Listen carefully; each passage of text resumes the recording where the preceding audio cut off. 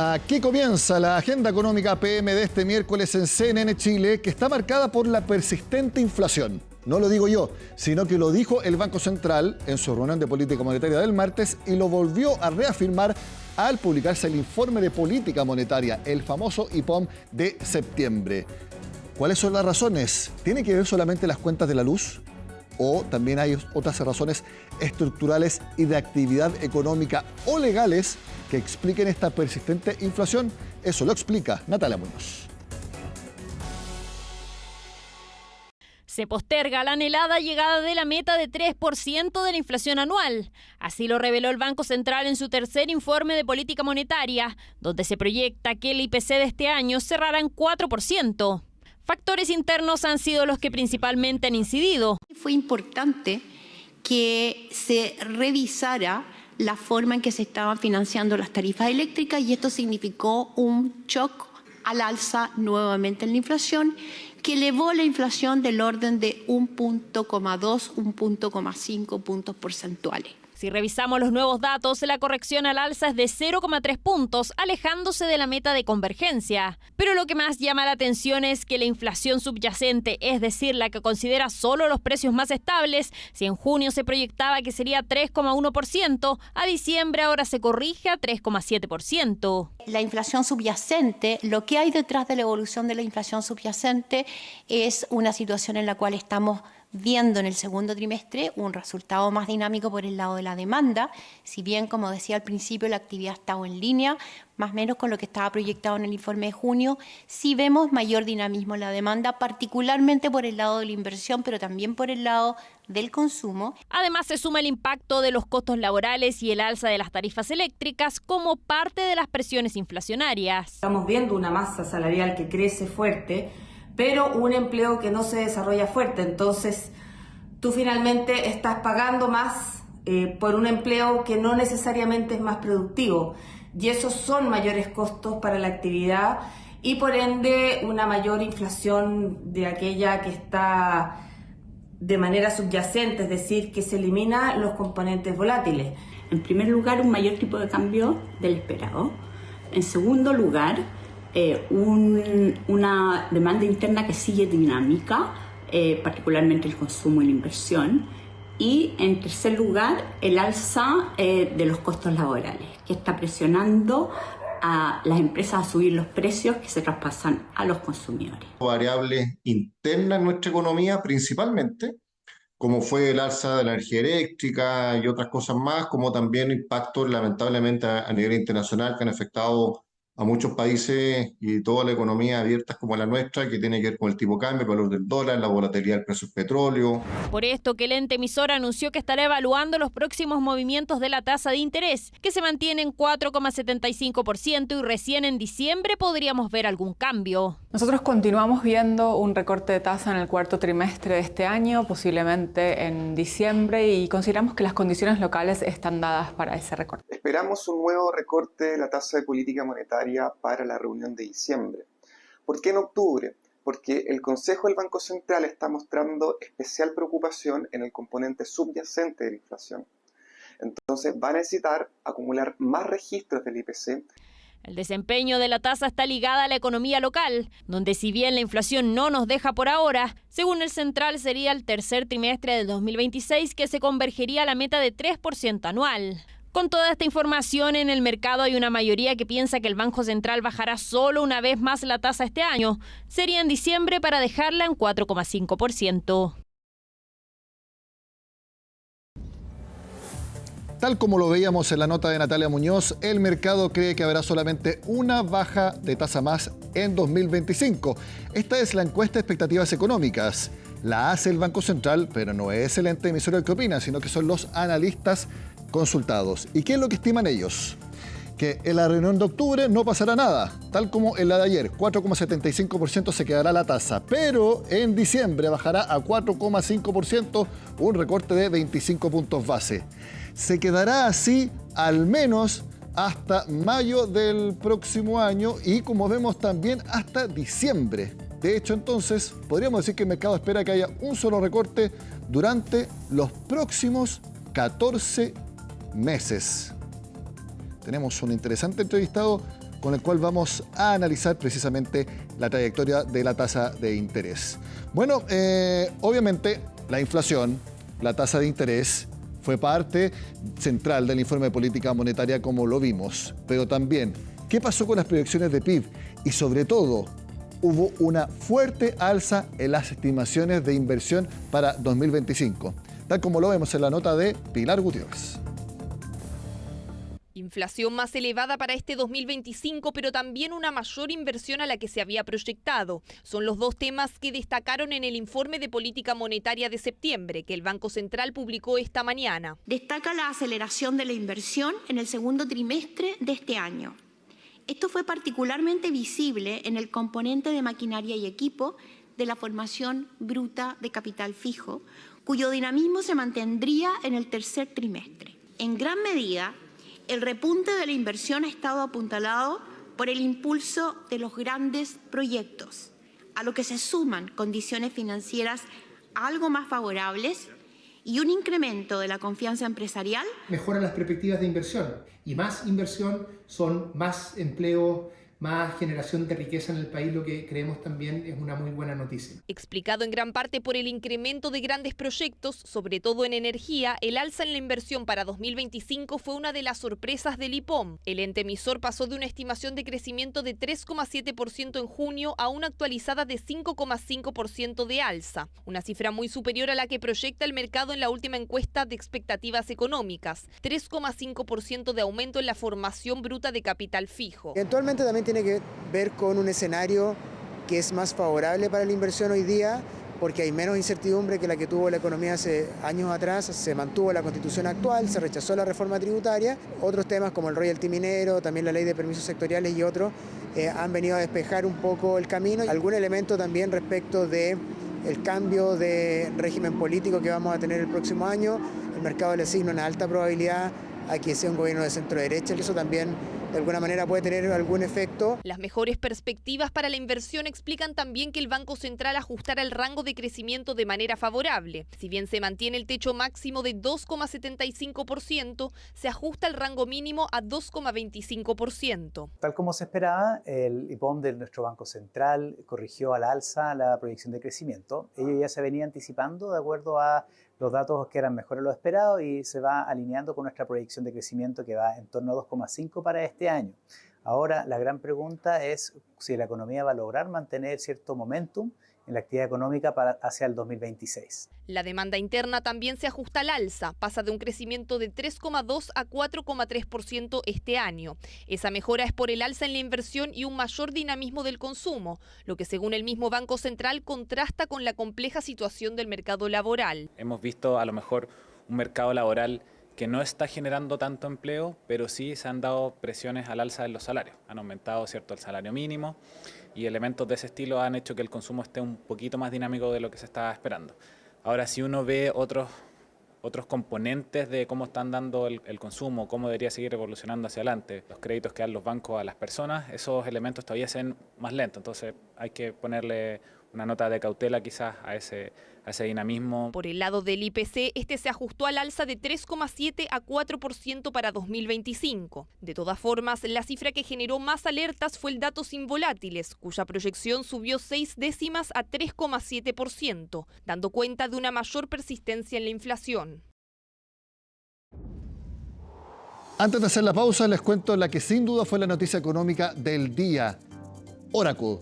Porque luego de conocer sus resultados, la acción se llegó a disparar hasta 40%. De hecho, llevó a que su fundador, Larry Ellison, se transformara en el hombre más millonario del mundo, superando a Elon Musk debido a esta enorme alza de las acciones. De hecho, finalmente Oracle en el Nasdaq llegó a la acción a cotizarse en $328, un alza de finalmente de 35,91%, pero como les digo, llegó a subir hasta 40%. ¿Y por qué? Por los resultados que yo les voy a comentar a continuación. Ingresos totales del primer trimestre fiscal, $14.900 millones, alza de 12%.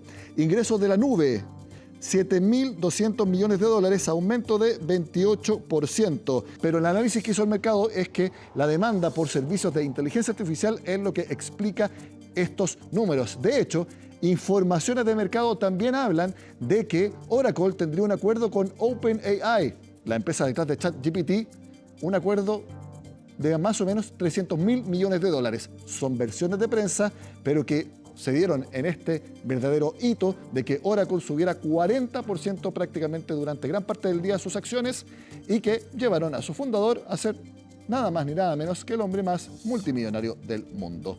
Hacemos la pausa y al regreso seguimos analizando el IPOM, la tasa de interés y el momento económico con el ex vicepresidente del Banco Central, Pablo García. Ya volvemos.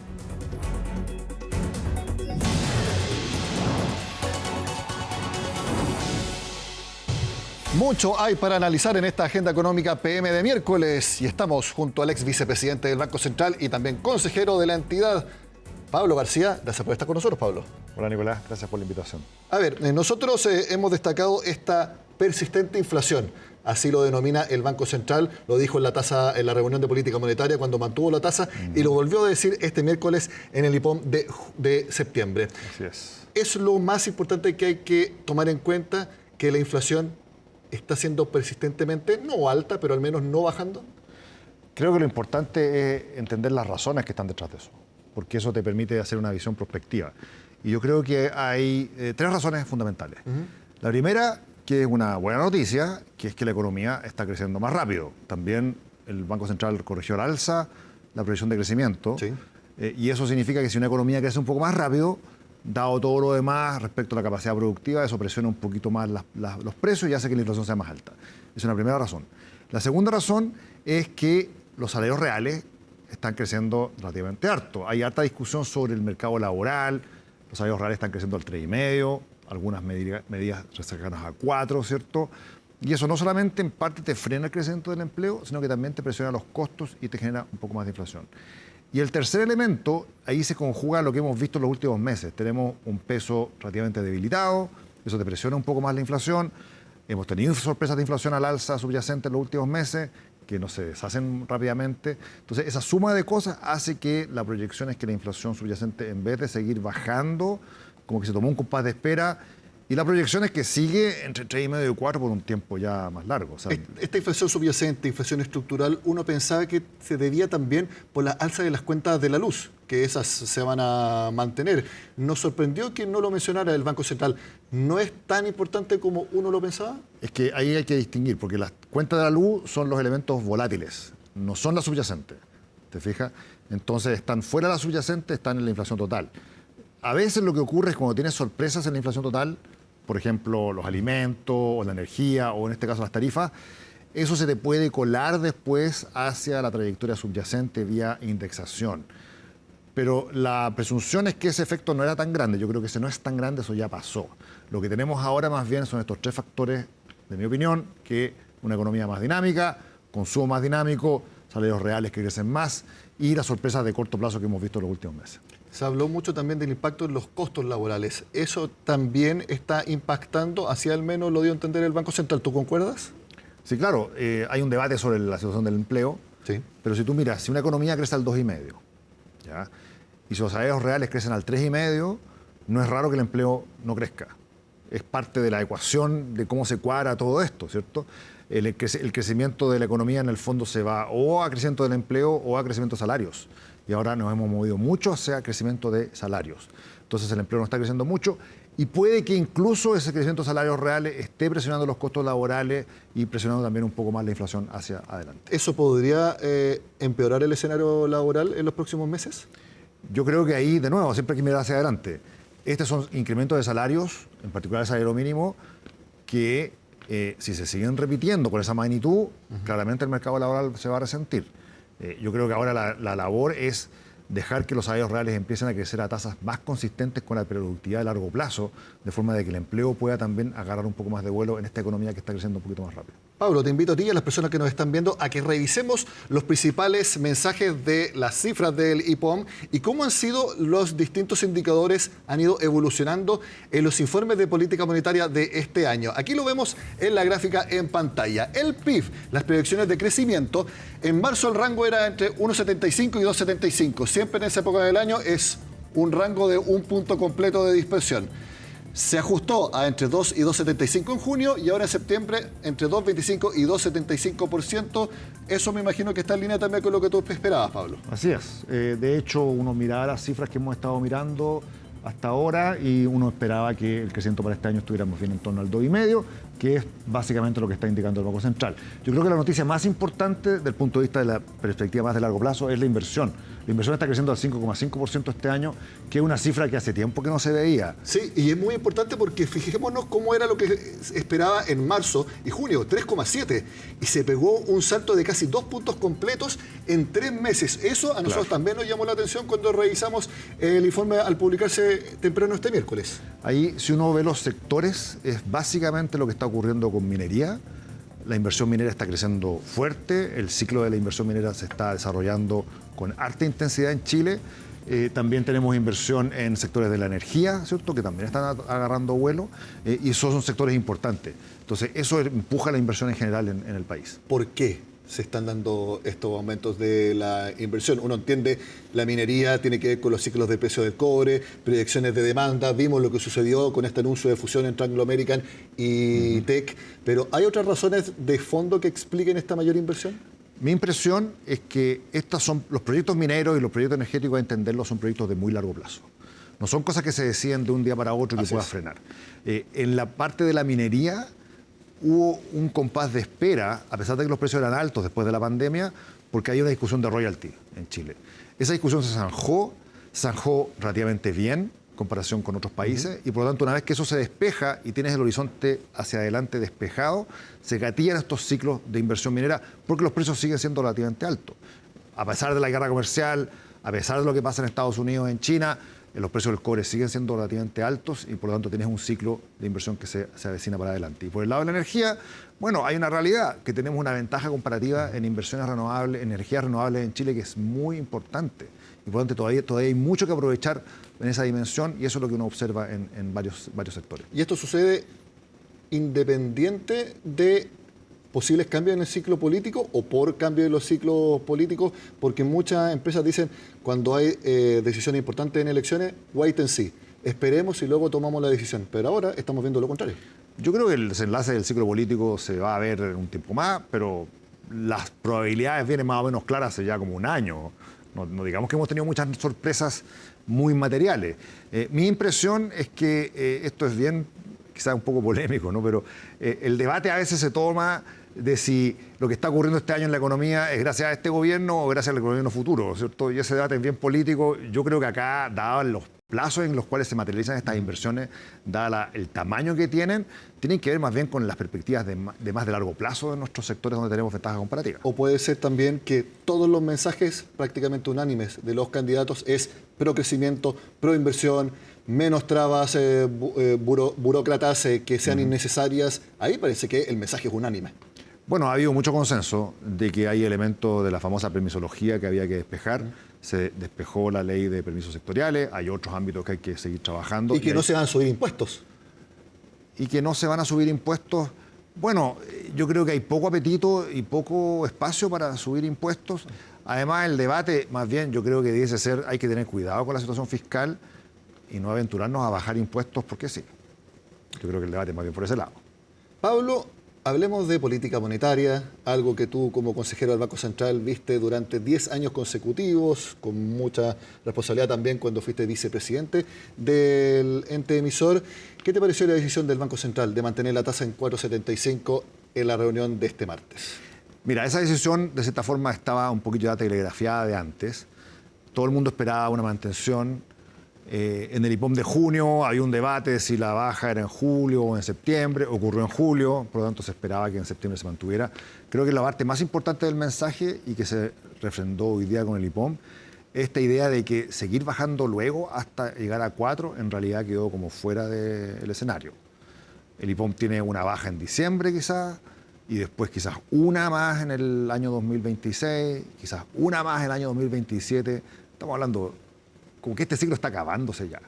Ya el momento de las bajas de tasa, dada la macroeconomía, se está acabando. A ver, muy importante lo que mencionas y quiero complementarlo con una gráfica que también hemos preparado para que la veas tú y también la vean las personas que nos están viendo en sus casas. Nos movemos un poco acá porque la vamos a ver desplegada ahí en las pantallas. Yo me voy a correr un poco.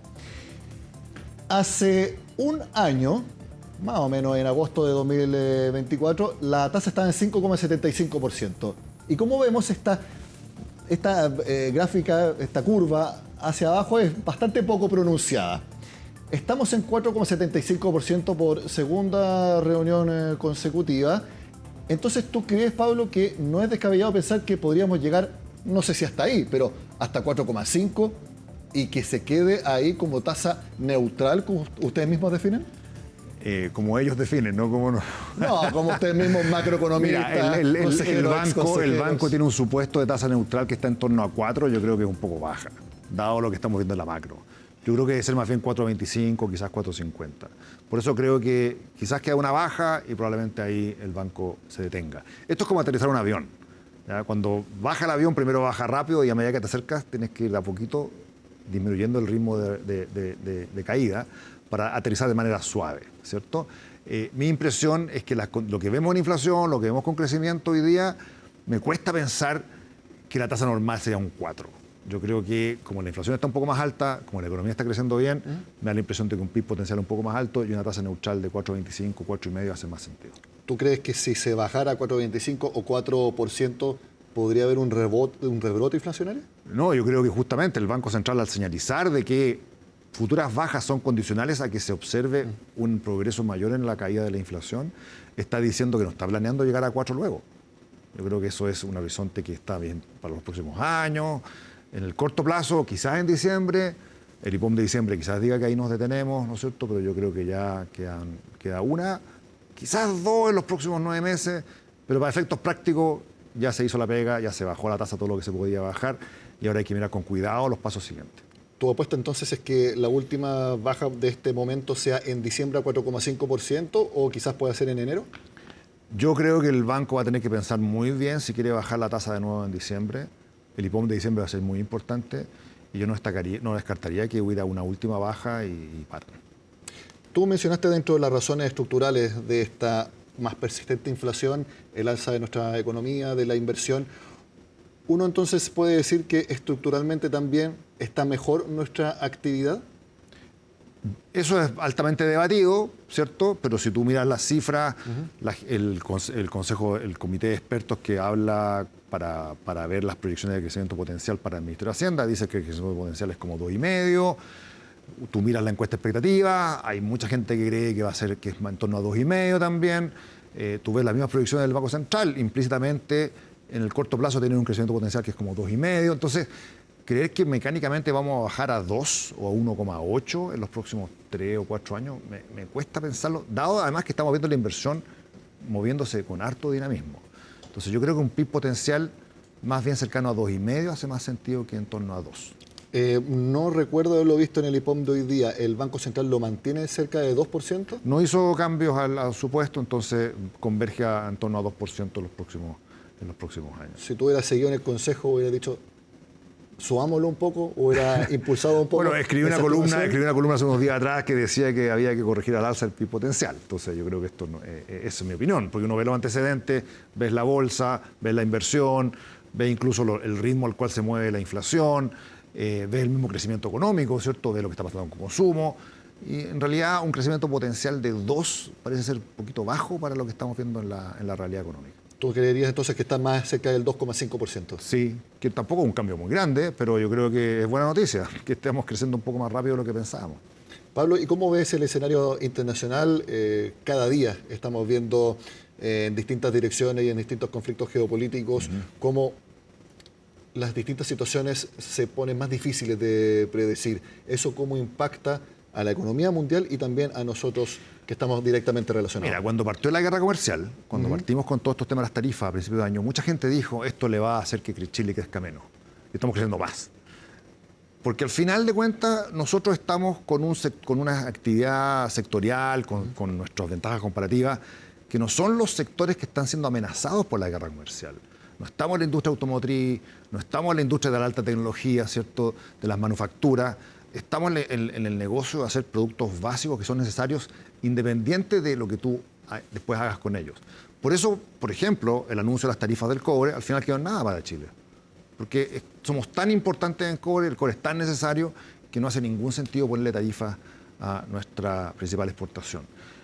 Y en general es una cierta, comillas, ventaja de tener una matriz exportadora más sencilla, que sigue siendo muy necesaria para el mundo y no estamos metidos en las cadenas de valor de la alta manufactura, donde ahí está el foco principal de la guerra. Y lo segundo, yo creo que también es bien interesante, es que China es un país ya tan grande, una economía tan diversificada, tan sofisticada, que sea capaz de enfrentar y de resistir esta guerra comercial desde Estados Unidos sin mucho daño. Es bien notable la resiliencia de la economía de China.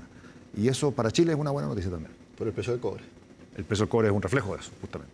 Pablo García, ex vicepresidente del Banco Central, como siempre, gracias por estar en Agenda Económica. Gracias, Nicolás. De esta forma terminamos la Agenda Económica PM de este miércoles. Sigan acá en CNN Chile.